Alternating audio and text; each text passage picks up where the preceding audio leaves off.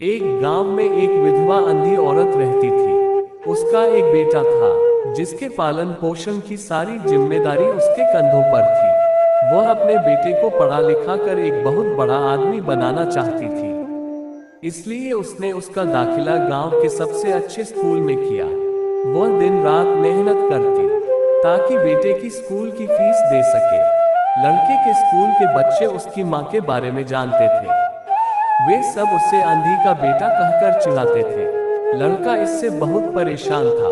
उसे अपनी माँ पर शर्म आने लगी थी। वह उसके साथ कहीं भी आने जाने से कतराने लगा था। जब लड़का बड़ा हुआ तो उसकी शहर में अच्छी नौकरी लग गई।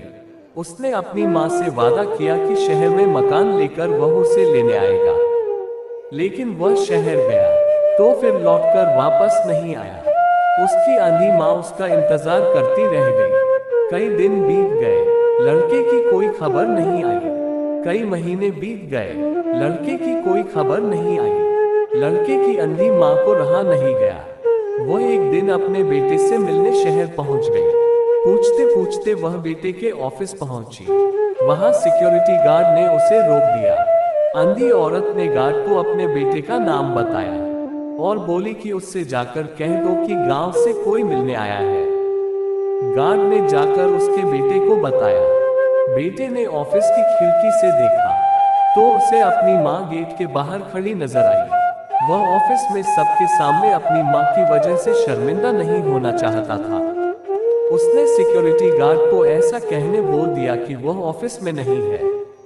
लड़के के बताने पर सिक्योरिटी गार्ड ने बोल दिया कि वह ऑफिस में नहीं है।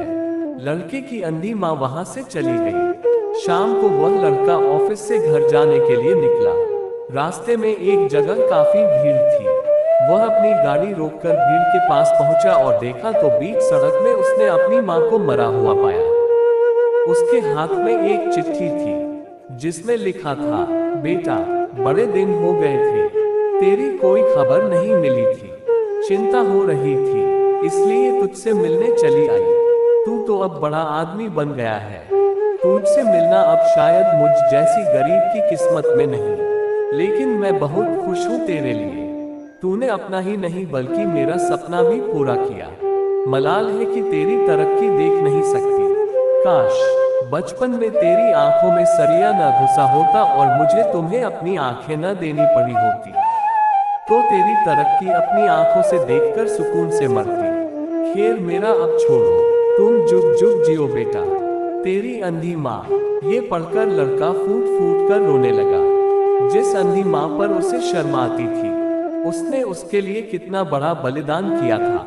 वह आत्मग्लानि से भर उठा और जिंदगी भर खुद को माफ नहीं कर पाया। दोस्तों, आप लोग कभी ऐसा गलती ना करें जिससे सारी जिंदगी भर पछताना पड़े। जब तक माता पिता आपके पास हैं, तो आप उन्हें हमेशा अपनी दिल से मानो, इज्जत करो, प्यार करो, कभी तकलीफ न दो, क्योंकि एक बार आपके माता पिता इस दुनिया से बिछड़ गए तो फिर आप इस दुनिया में अकेले हो जाओगे। उसके बाद सब कुछ बेकार लगेगा। इसलिए दोस्त, माता पिता ही हमारे लिए देवी देवता है। आप हमेशा उन्हें खुश रखें। आपको पता है ना, माता पिता अपने बच्चों के लिए अपना सर्वस्व निछावर कर देते हैं, इसलिए उनका हमेशा सम्मान करना चाहिए। दोस्तों, कैसी लगी ये सुनकर आप कमेंट करके जरूर बताएं और इस चैनल को सब्सक्राइब जरूर करें। धन्यवाद।